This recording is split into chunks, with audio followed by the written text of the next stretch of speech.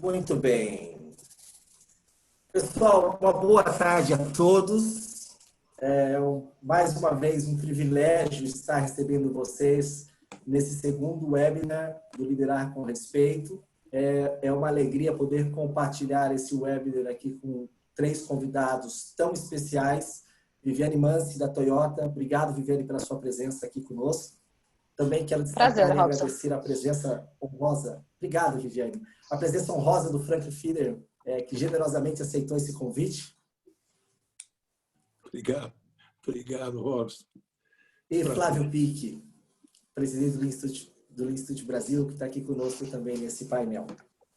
Obrigado. Boa tarde a todos. E, claro, dar boas-vindas a todos vocês. Nós acabamos de começar o nosso webinar. Nós já começamos com 115 pessoas que estão entrando e esse número está subindo, 119, 120. Que legal, que alegria poder ter essa audiência tão nobre, tantos amigos e tantas pessoas que estão nos acompanhando aqui para falar das práticas de liderar com respeito. E hoje, especialmente, nós vamos falar de dois assuntos que muito nos interessam de uma forma ampla no sentido de liderança e no sentido amplo da que a palavra respeito tem, que é a questão de ética e sustentabilidade nas empresas. É isso que nós vamos debater aqui com os nossos convidados. E eu começo iniciando a primeira pergunta, mas já convidando todos vocês que estão nesse webinar para que possam encaminhar as perguntas de vocês através aí do famoso Q&A, Question and Answers. Mande as suas perguntas. Nós também teremos a opção de votar as perguntas que você mais gostou, para que eu possa, na sequência, fazer essas perguntas aos nossos participantes. Então, você esteja à vontade, tanto para mandar a sua pergunta, como também para votar e para que nós possamos fazer essas perguntas. Eu vou começar falando com a Viviane, fazendo uma pergunta ampla para a Viviane, claro, e nós vamos transcorrer a resposta dela ao longo desse webinar, mas eu gostaria de começar, Viviane, dizendo o seguinte, te pedindo para que gentilmente pudesse detalhar formas ou comportamentos de liderança ética e sustentáveis que são colocadas em prática aí dentro da Toyota. Viviane Mansi, da Toyota do Brasil, aqui conosco, também presidente da Fundação Toyota, vai contar um pouquinho para nós sobre ética, dando essa introdução de ética e liderança sustentável. Por favor, Viviane. Olá, pessoal. Olá, todo mundo que nos assiste hoje. Obrigada pelo convite, Robson. É sempre bacana quando a gente para um momento para refletir, falar sobre ética, sustentabilidade e liderança, que são três coisas, na minha opinião, bastante indissociáveis, né? Eu acho curioso quando eu ouço as pessoas falarem de ética, normalmente a nossa vida prática, a gente meio que cola a palavra ética com a palavra compliance, como se ética é o sim ou não, né? Como se fosse bastante binário nas coisas do nosso dia a dia. E aí eu queria trazer... gente, eu recebi uma mensagem aqui do tipo, eu abrir a câmera, mas eu acho que eu sou devagar, eu não sei abrir a câmera, tá? Mas de qualquer forma, eu espero que você não me inventa. Tá aberto, então tá bom. Combinado. E aí, quando eu gostaria de trazer um pouco a discussão para a ética num sentido mais amplo, que é um sentido de convivência. O que isso significa? Que a ética, ela nos cara, vamos dizer assim, no dia a dia de trabalho, porque ela nos permite conviver melhor. E quando a gente pensa no contexto em que a gente vive, também cabe pensar, assim, melhor para quem, né? Então, claro que como, enfim, trabalhando para uma organização, eu acho importante que a gente trabalhe em consistência com os valores dessa organização, mas fundamentalmente tendo que trabalhar também com uma ética para todos, né? Para além da organização também. Portanto, nós estamos falando de uma ética de sociedade, de uma ética, se eu for puxar o que um filósofo que eu gosto muito e acompanho, uma ética planetária. E isso não está distante da nossa vida prática, não, gente. Isso está muito perto. Então, quando uma empresa decide, por exemplo, como é o caso da Toyota, que a gente tem um compromisso forte com sustentabilidade no futuro, e a gente decide a nossa linha de produtos cada vez menos usando combustíveis fósseis e cada vez mais usando diferentes tipos de eletrificação, isso é uma forma da gente estabelecer uma ética que é melhor para todos. Mas quando eu vou no miúdo do trabalho das nossas pessoas lá dentro, isso também passa por a gente tomar a decisão de usar água e energia da melhor forma possível. Toda a operação do Brasil, as nossas 4 fábricas, 100% delas já usam energia limpa, a gente não usa nada de grandes centrais hidrelétricas, por exemplo, porque elas têm um impacto maior no meio. Mas também vai mais no miúdo ainda, vai na decisão individual, vai na decisão de cada um. Porque quando a Viviane toma uma decisão, por exemplo, de ser mais sustentável e evitar ao máximo o uso do copo plástico, ela também, de alguma forma, inspira outras pessoas a fazer igual ou estimula outras pessoas a fazer igual. Ou quando a gente olha, por exemplo, pelo lado da Toyota do Brasil, da Fundação Toyota do Brasil, em que a gente tem uma série de programas de longo prazo de proteção do meio ambiente. Eu vou citar um deles que nós temos na Mata Atlântica. Quando a gente leva outros executivos ou outros colegas para lá para verem o que é esse projeto na Mata Atlântica, que de certa forma, né, entre as várias coisas que ele faz, é proteger nascente que vão abastecer depois 14 milhões de pessoas, a gente começa a perceber que a nossa ação lá de um lado tem impacto em outro lado. Então, esse pensamento, que é um pensamento, primeiro, no coletivo, segundo, na convivência, terceiro, pensando não só em nós mesmos, mas nos outros, eu acho que tem muito a ver com ética, sustentabilidade e liderança. E eu acho que é algo que a gente precisa ampliar a discussão, porque quanto mais nós tivermos consciência disso, melhor nós seremos. Para nós mesmos, né, obviamente, como indivíduos na sociedade, para as empresas que a gente trabalha, porque a gente quer deixar legado, a gente fala tanto de propósito, né? E, finalmente, para a sociedade que a gente vive. Senão, não faz sentido. Excelente, Viviane. Excelentes pontos. Nós vamos ter a oportunidade, ao longo dessa nossa conversa, de falar sobre outros pontos interessantes. Por exemplo, o projeto Retornar, que é um projeto interessantíssimo que vocês têm feito com a comunidade onde a Toyota está instalada. Também um pouco mais sobre Eco Factory e como o TPS aí, ele se correlaciona e como que ele está associado à sustentabilidade de forma geral. Muito obrigado, Viviane. Franklin, eu vou direcionar essa próxima pergunta a você, considerando aí a sua enorme experiência como líder e conselheiro de diversas organizações, né? Para quem não conhece, Franklin Fiedler foi presidente da Alcoa América Latina e Caribe, board member de diversas grandes organizações aqui do Brasil atualmente, como conselheiro e presidente também do conselho.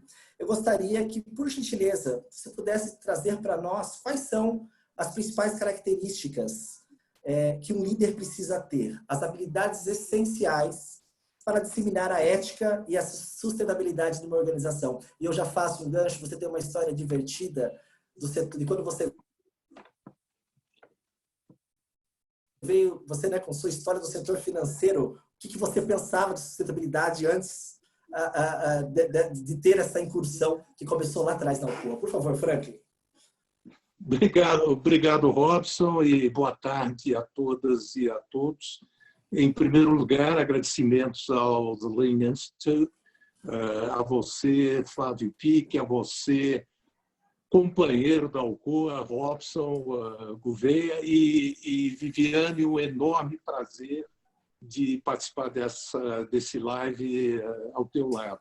A Toyota, como você sabe, é uma das empresas que, enfim, a minha trajetória de 25 anos ou mais da Alcoa, nós aprendemos a realmente ter uma admiração enorme pela Toyota.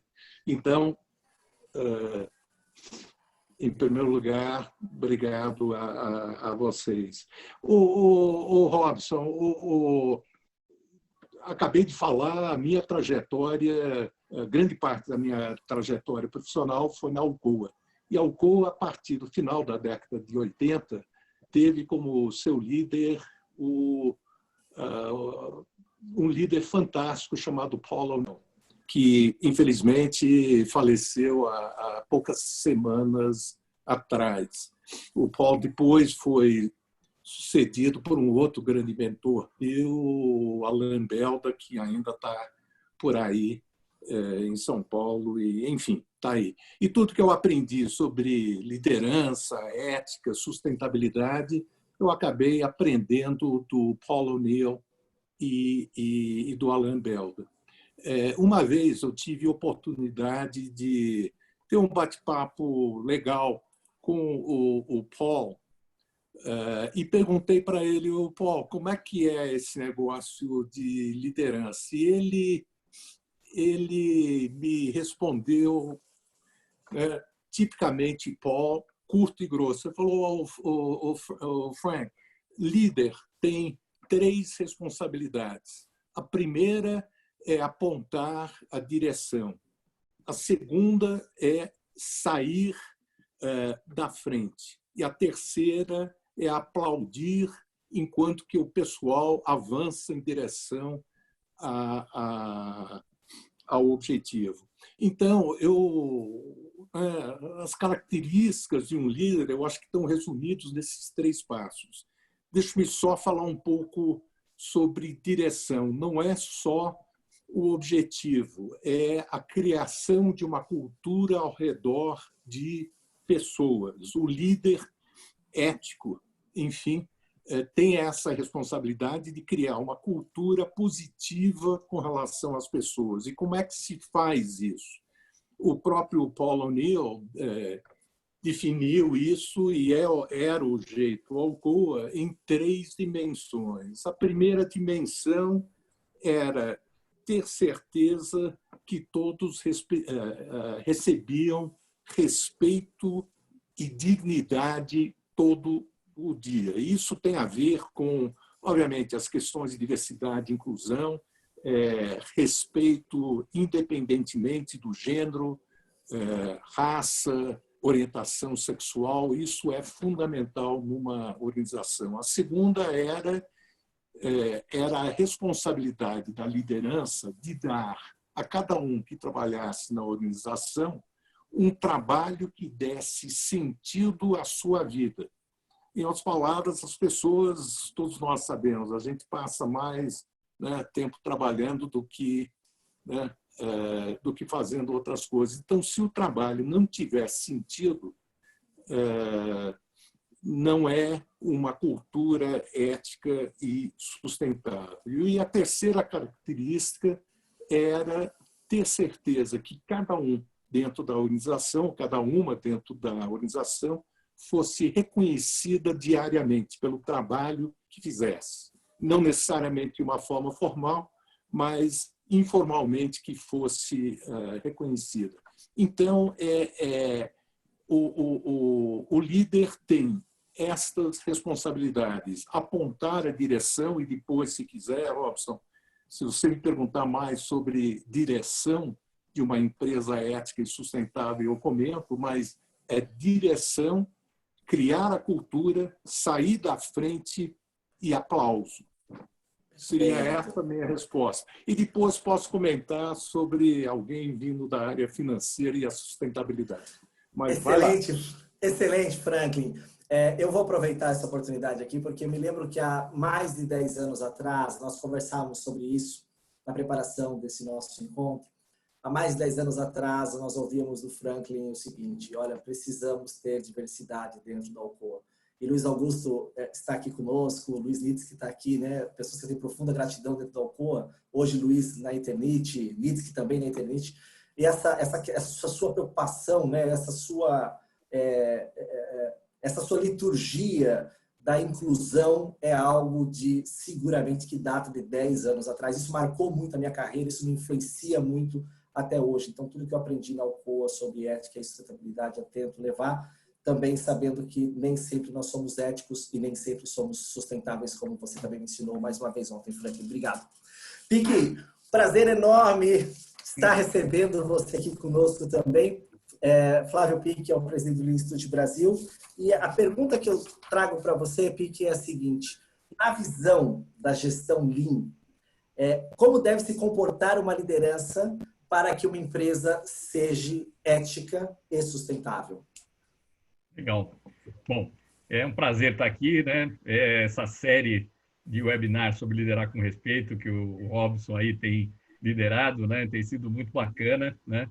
E é um prazer estar aqui nesse segundo. Bom, a gente no Instituto Lean, a gente propaga, né, a filosofia Lean, que se baseou nos princípios desenvolvidos na Toyota, né? Então, a gente não poderia estar melhor acompanhado do que aqui com a Viviane da Toyota. E também o Frank, né, que foi CEO da Alcoa, que é uma das empresas pioneiras e que mais extensivamente também aplicou e aplica os conceitos Lean, né? Então, temos aqui ótimos exemplos de líderes Lean, né? Bom, dentro do Instituto e tudo que a gente interage, né, com todos os líderes das empresas que entram na jornada Lean e que buscam aplicar a filosofia, né? Primeira coisa que a gente tem que reconhecer é o seguinte: não dá para dizer que uma empresa é Lean se ela não for ética e sustentável, né? Isso não existe, né? É impossível. Se alguém não for ético e sustentável e disser que é Lean, ele está mentindo, né? Está fazendo, passando um verniz, né? Isso não, né, não isso não se sustentaria por nenhum minuto, né? Se a gente pegar o primeiro princípio do Lean e agregar valor para os clientes, a gente vê que aí já tem um princípio ético, né? Acima de tudo, nós vamos agregar valor aos clientes. Quer dizer, não pode existir a menor dúvida na cabeça de nenhum funcionário: puxa, vou propor algo que é melhor para o cliente, mesmo que traga uma venda menor, um faturamento menor, ou não vou propor. Não pode existir essa dúvida, né? Tem que sempre buscar o que é melhor para o cliente. Então, isso já é um compromisso ético, né? Compromisso com os fornecedores, com a cadeia de fornecedores, né? A gente fala muito no Lean a importância de toda a cadeia, né, da empresa estendida, né? É um compromisso ético também, né? Numa situação como essa hoje, né? E ao invés de buscar tirar vantagem, espremer o fornecedor, é lógico que uma empresa ética e Lean, ela vai buscar sustentar a sua cadeia de fornecedores, que é de longo prazo, que traz qualidade, né, e tudo mais, né? O Frank trouxe uma dimensão definitiva, né, do Lean, que em termos éticos, que é o respeito às pessoas, né? Seja as pessoas internas, né, como ele destacou, seja, enfim, todos com os quais ele se interage, né? Se a gente falar da sustentabilidade também, né? Quer dizer, o princípio básico do Lean, eliminar desperdício, já tem um enorme impacto aí na sustentabilidade, né? E tudo que a gente fala de desenvolvimento Lean de produtos e processos, né? Tem essa visão do futuro, né? E a Toyota dá um exemplo aí, né?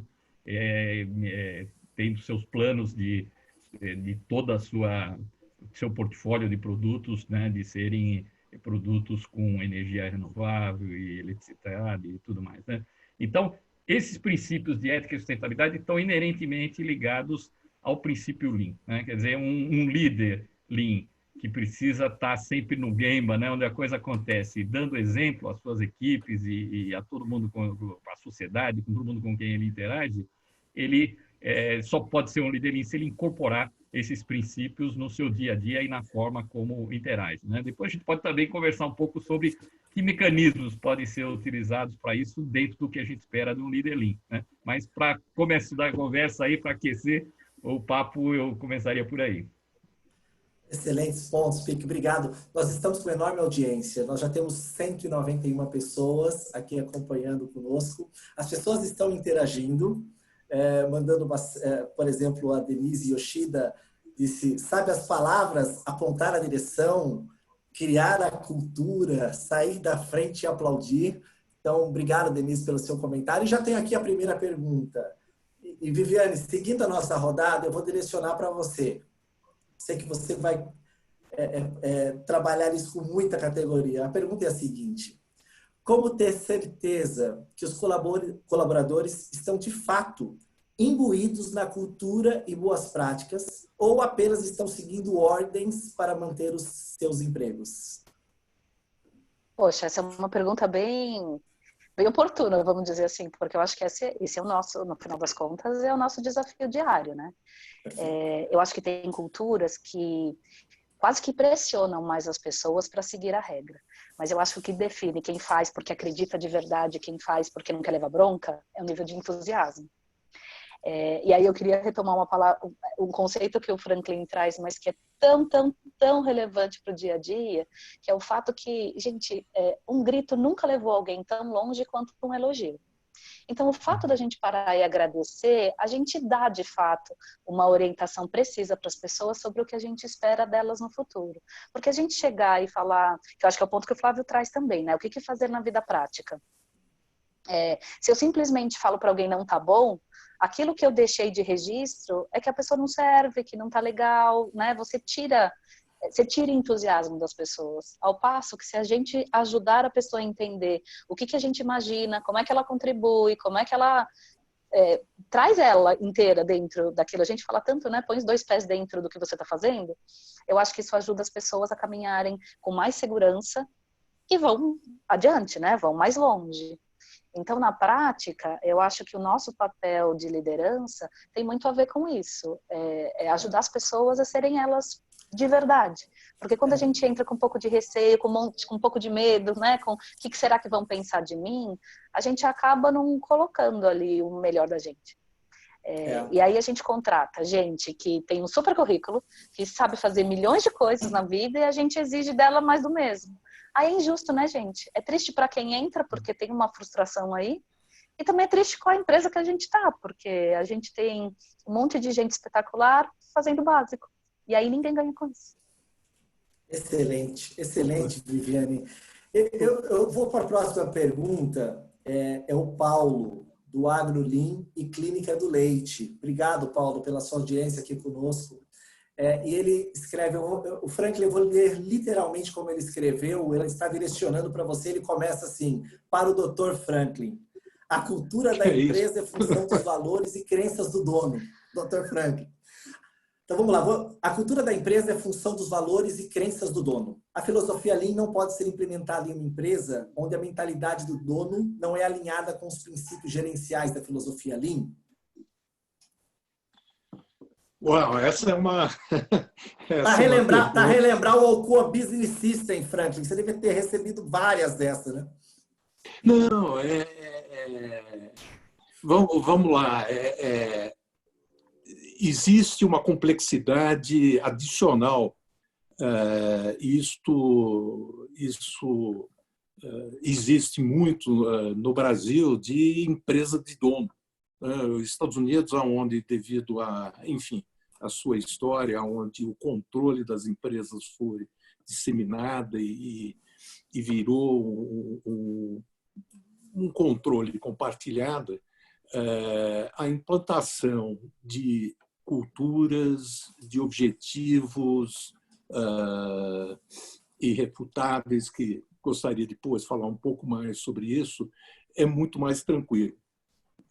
A minha experiência aqui no Brasil, onde, né, se a gente olhar as grandes corporações, mas também, evidentemente, as pequenas e as médias, onde é empresa de dono, a implantação de uma cultura disseminada de ética e sustentável é um pouco mais difícil, porque depende, evidentemente, da trajetória daquele que é o dono.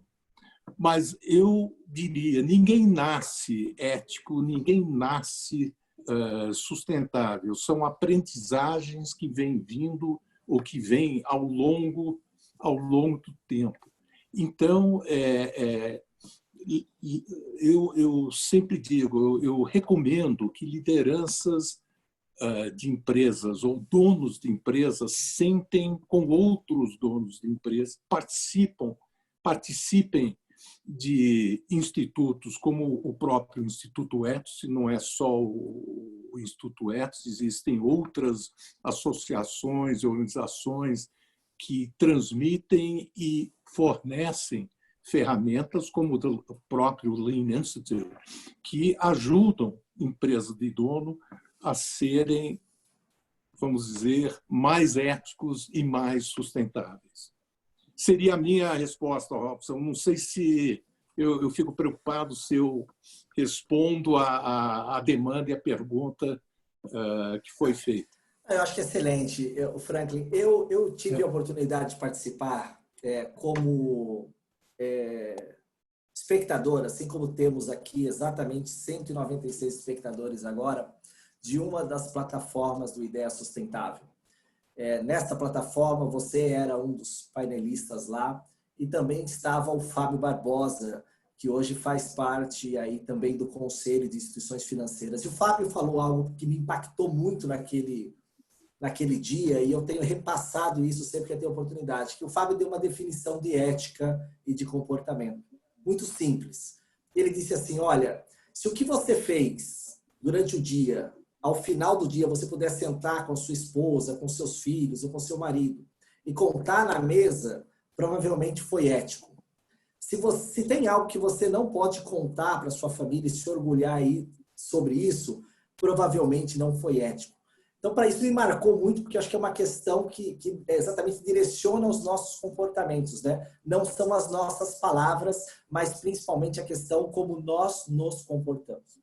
E eu emendo, né, isso, já que estamos falando de comportamento, eu vou responder aqui, vou encaminhar, desculpa, a pergunta do Vitor Catice, lá do Itaú Unibanco, um grande amigo. Obrigado, Vitor, por você estar aqui conosco também, que é a seguinte, Pique, e você foi o escolhido para responder essa. Já que estamos falando de comportamento, como estimular o comportamento de lideranças nas equipes, nas pessoas que ainda não têm cargo de gestão? Então, líderes, não pela questão hierárquica, mas sim brotar essa liderança. Legal.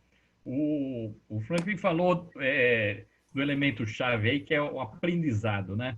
O ser humano tem uma capacidade quase que infinita de aprender e de mudar comportamentos, né? Então, o Franklin deu exemplo da alta liderança, né?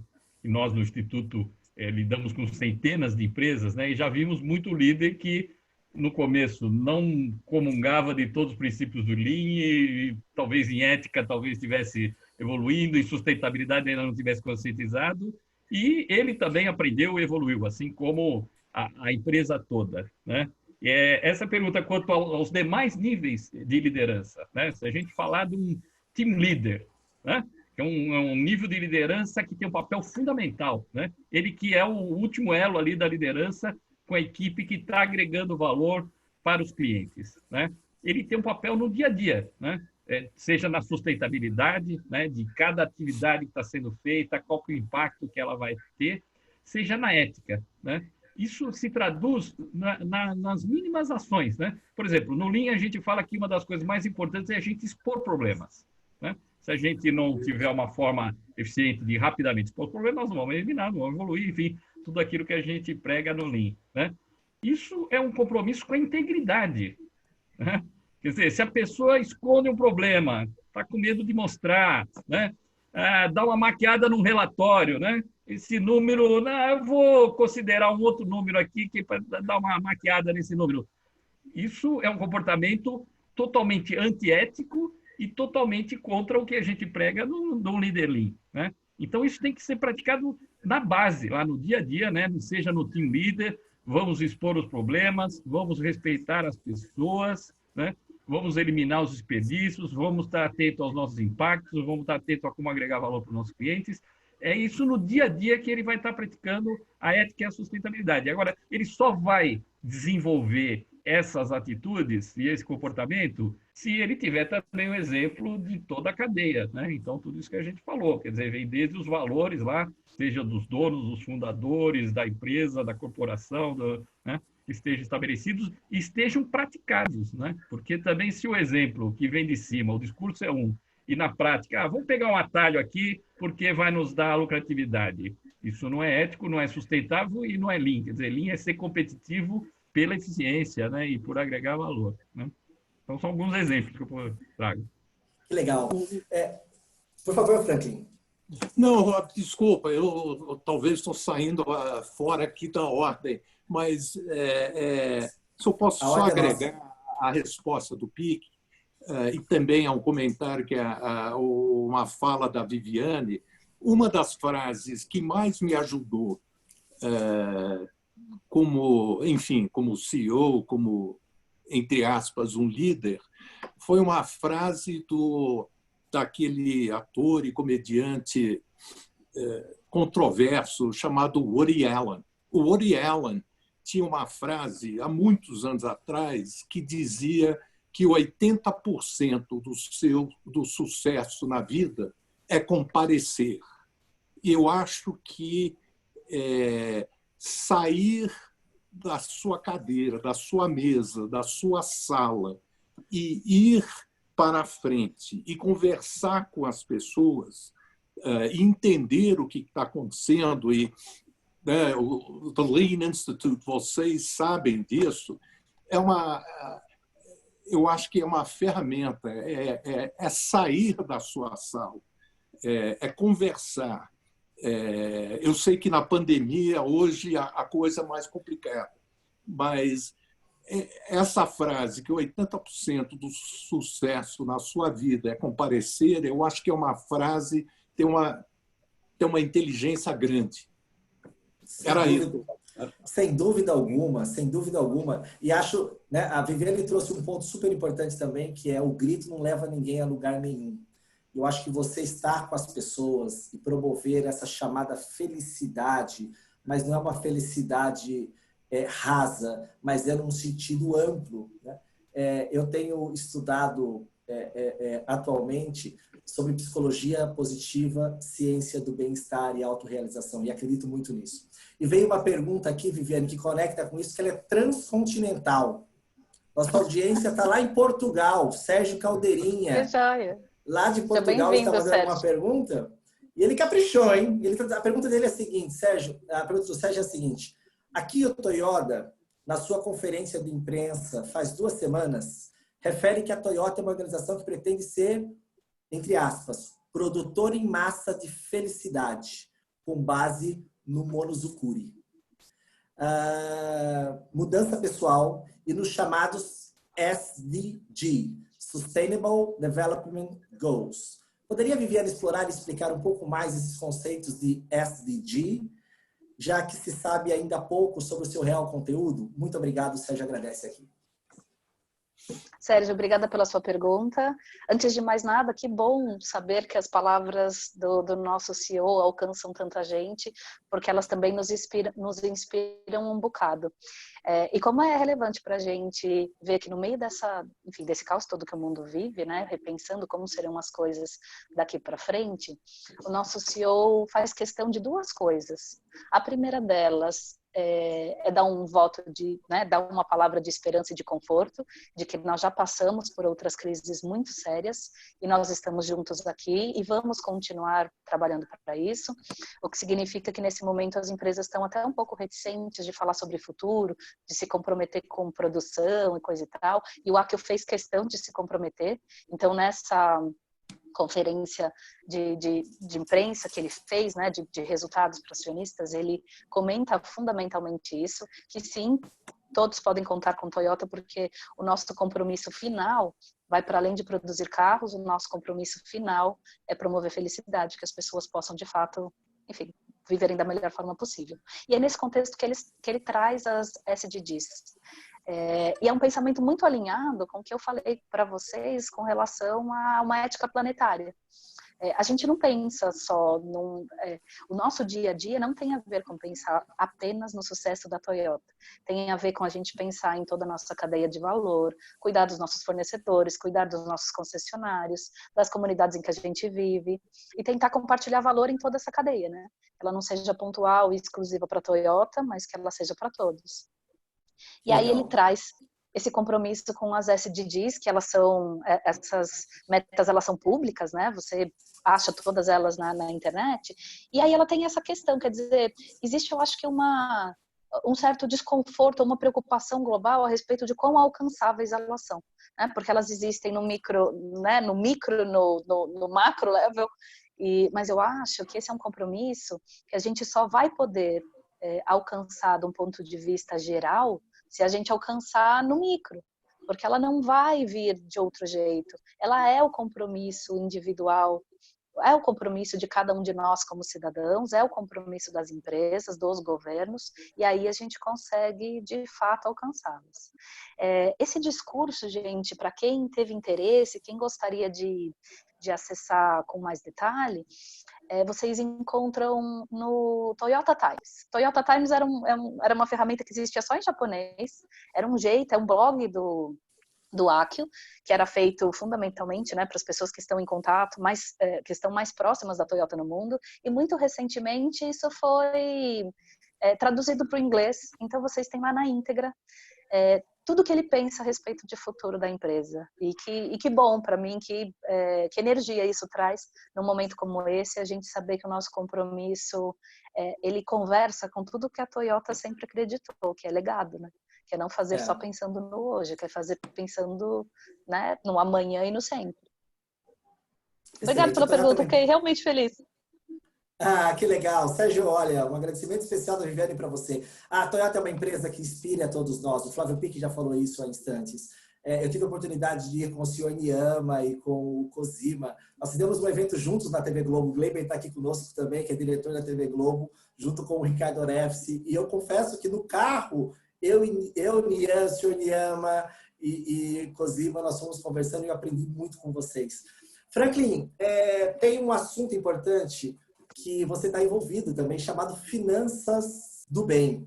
E a próxima pergunta aqui, da Solange Sobral, eu acho que ela tem uma relação direta com isso. A Solange Sobral é vice-presidente da CIT, foi também uma das primeiras painelistas aqui do Liderar com Respeito. Obrigado, Solange. Um privilégio, um orgulho enorme de saber que você está nos acompanhando aqui. E a Solange manda a seguinte questão, Frank. Como fica, na sua visão, as questões de ética e sustentabilidade num país com tanta desigualdade financeira e de oportunidades?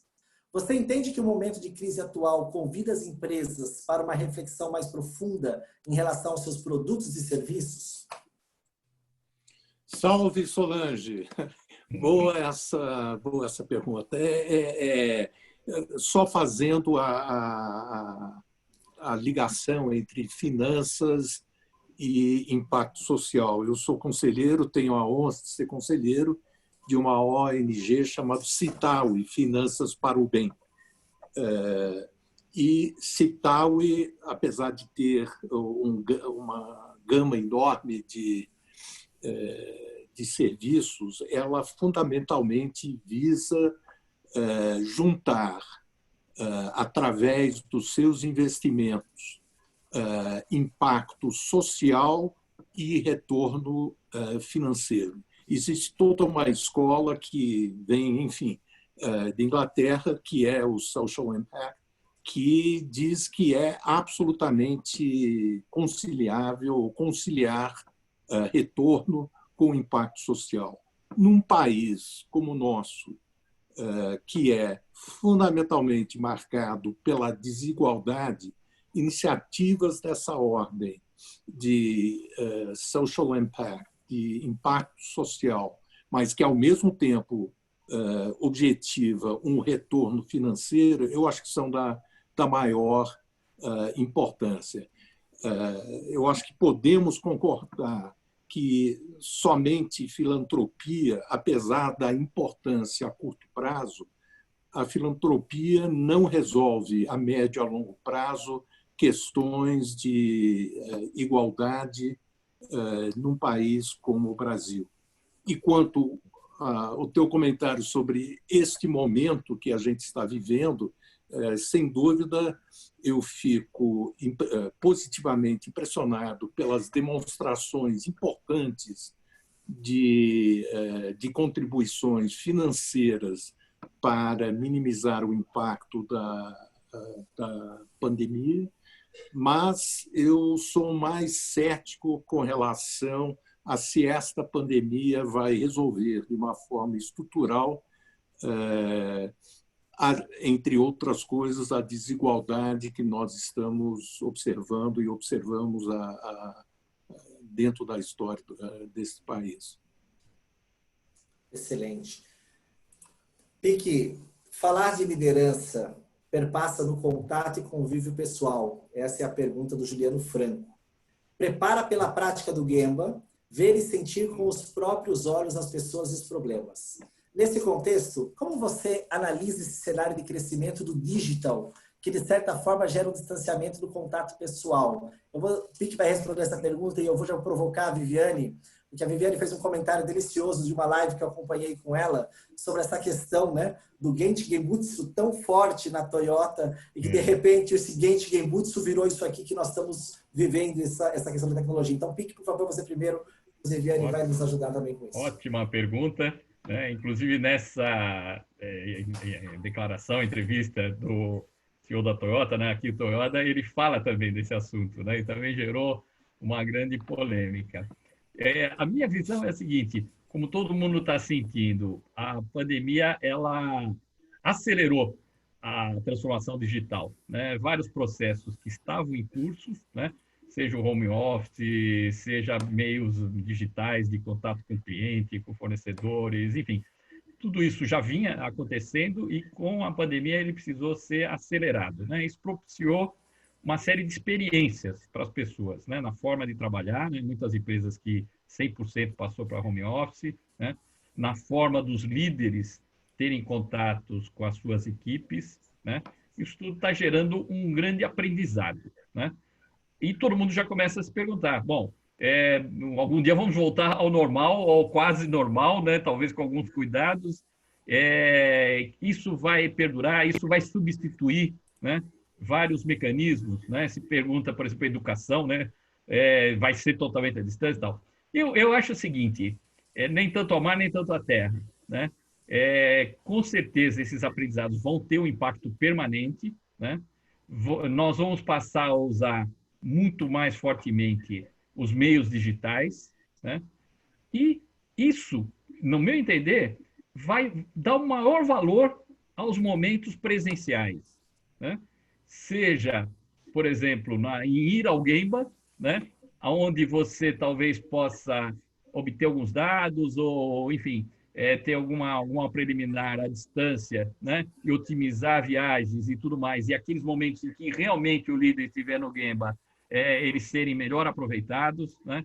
Isso vale para a educação, né? Eu sou também professor e nem 100% presencial, nem 100% digital, as coisas vão caminhar para híbrido, né? A gente no Instituto também está caminhando para isso, né? Onde aqueles momentos presenciais vão ser muito melhor aproveitados. Aquilo que possa ser feito preliminarmente, com mecanismos à distância, vai ser muito melhor, né? Então, isso vale também para a interação do líder com as suas equipes, né? Então, o que for mais inteligente, né? E mais adequado e eliminar desperdícios, né? Seja de deslocamento ou do que for, e que puder ser feito com qualidade à distância, que ótimo, vamos usar.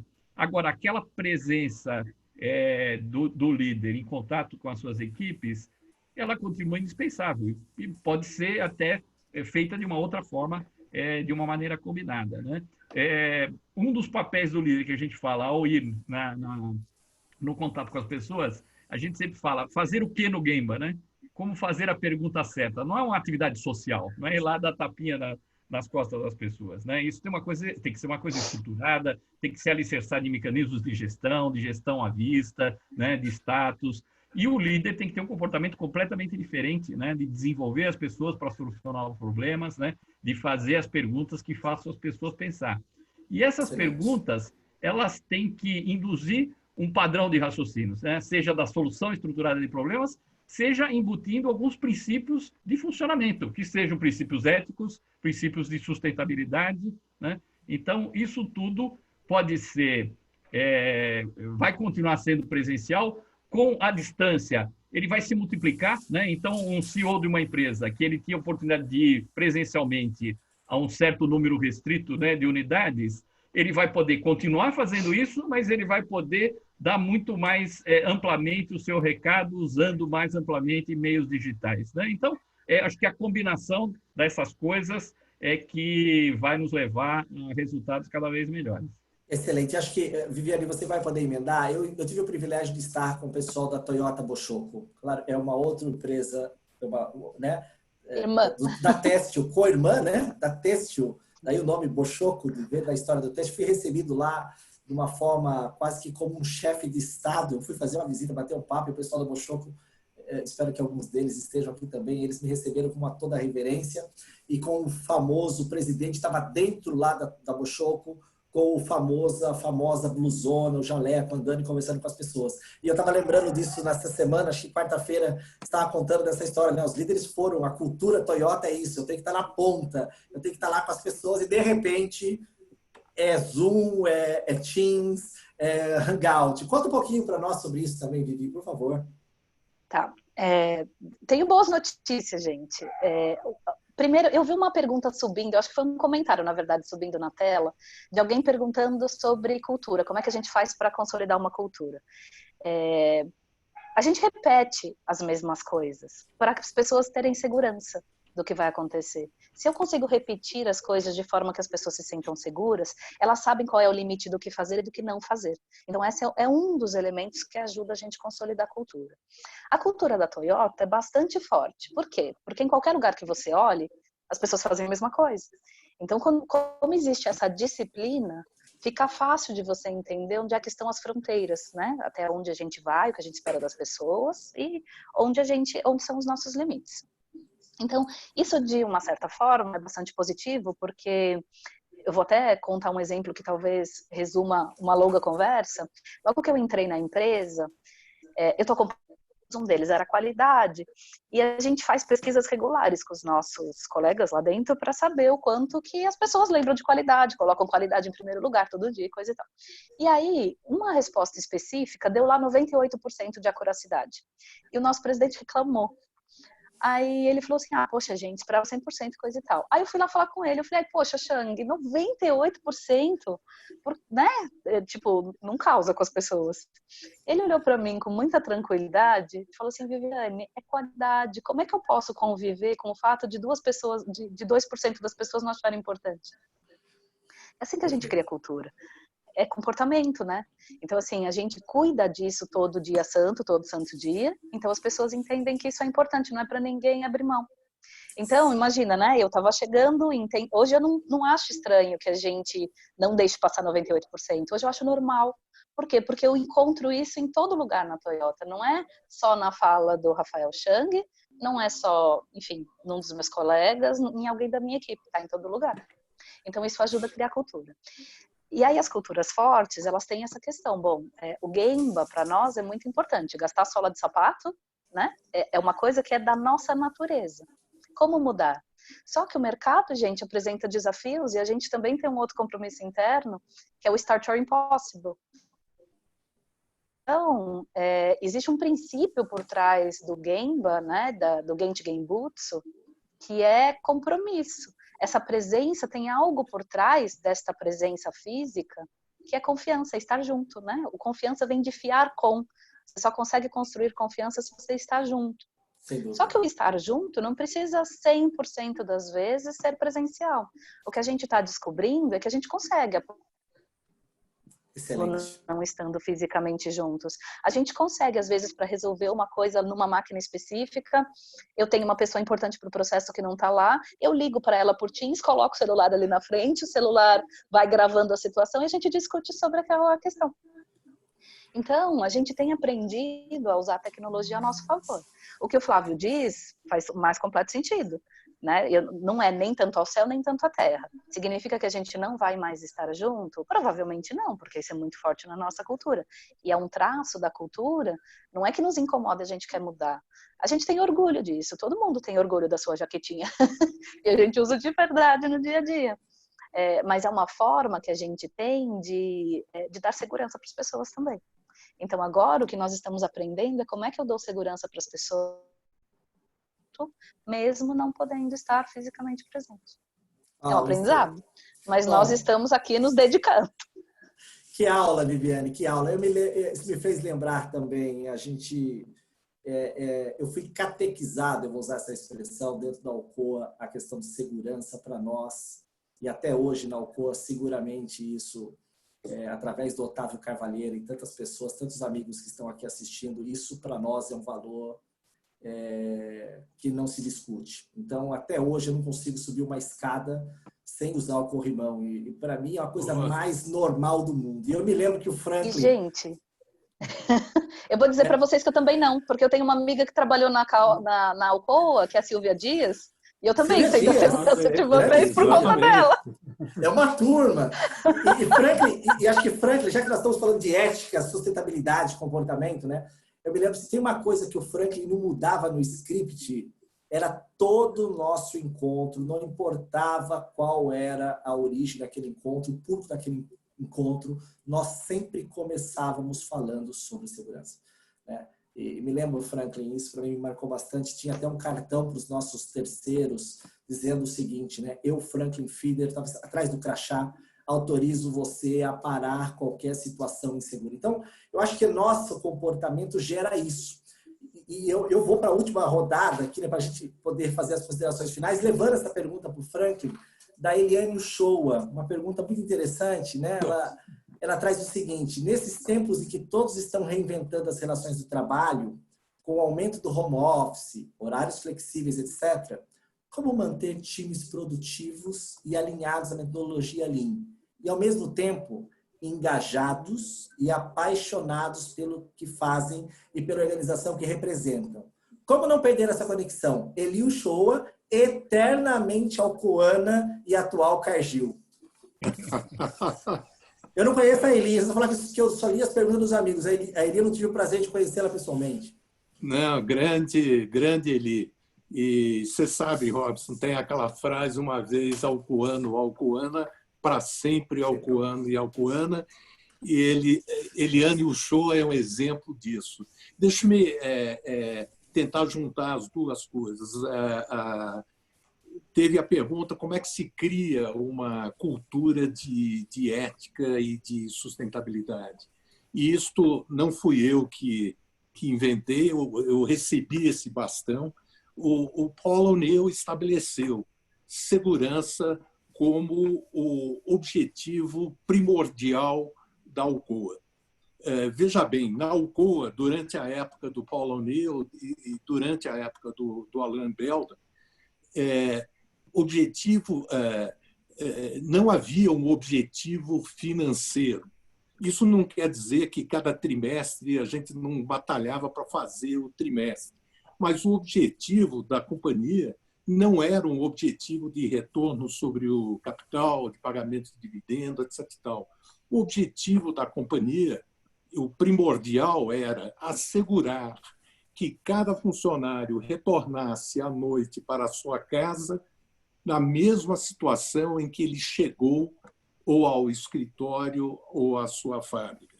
Idem com relação ao meio ambiente. Nós abrimos, por exemplo, uma mina de bauxita no meio da Amazônia e o objetivo primordial não era ganhar X dólares, reais por tonelada de bauxita lavada. O objetivo era retornar a área minerada à comunidade da mesma maneira ou melhor do que quando nós chegamos lá. Ao fazer isto, você, primeiro, une as pessoas, porque é muito difícil alguém discordar de um objetivo de segurança de meio ambiente colocado desta forma. Você cria uma comunicação muito simples e muito fácil entre todos os funcionários e você cria uma cultura realmente de ética e na questão da sustentabilidade. Eu continuo achando, pode ser com pandemia, pode ser via Zoom, Teams ou app que vocês quiserem. O estabelecimento de objetivos inegociáveis, a criação de uma cultura de respeito às pessoas e dar dignidade às pessoas, isto vai continuar mesmo com o impacto da pandemia, conforme nós estamos vivendo hoje. É possível, sim, apesar de todos os desafios, criar e vivenciar uma empresa ética e uma empresa responsável do ponto de vista ambiental, social e cultural. Acredito mesmo nisso. Fantástico, Franklin. Nossa, poxa, a conversa está tão gostosa que o tempo passa, não percebe. Eu ficaria aqui seguramente mais um enorme tempo aqui com vocês. Eu sei que a gente não consegue tomar o tempo das pessoas dessa forma. Eu vou deixar aqui um momento para algumas considerações finais. De maneira geral, né, de forma aberta. Queria que a Viviane, nessas considerações finais, falasse rapidamente do projeto Retornar, que eu comentei há pouco. A Toyota publicou ontem um vídeo, acho que foi ontem, um vídeo falando do projeto Retornar, que é uma coisa incrível, é um trabalho com a comunidade. Sei o quanto que isso é importante. Falando também na preparação desse webinar, o período que eu participei do Alcoa Foundation, era responsável pelas relações comunitárias aqui em Sorocaba, eu sei o quanto que isso é gratificante. Então, eu deixo a seguinte pergunta, Vivi, já peço para você emendar para nós colocarmos aqui as considerações finais.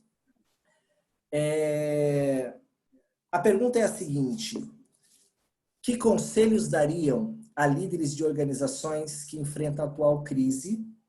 A Vivi caiu, acho que ela voltou aí. Voltou. Bia, vou voltar à pergunta. A pergunta é a seguinte: que conselhos dariam a líderes de organizações que enfrentam a atual crise para garantir a manutenção da liderança ética e sustentável em suas empresas? Essa pergunta é uma pergunta final para nós fecharmos aqui. Eu gostaria que cada um falasse suas considerações finais em 1 minuto. Começo?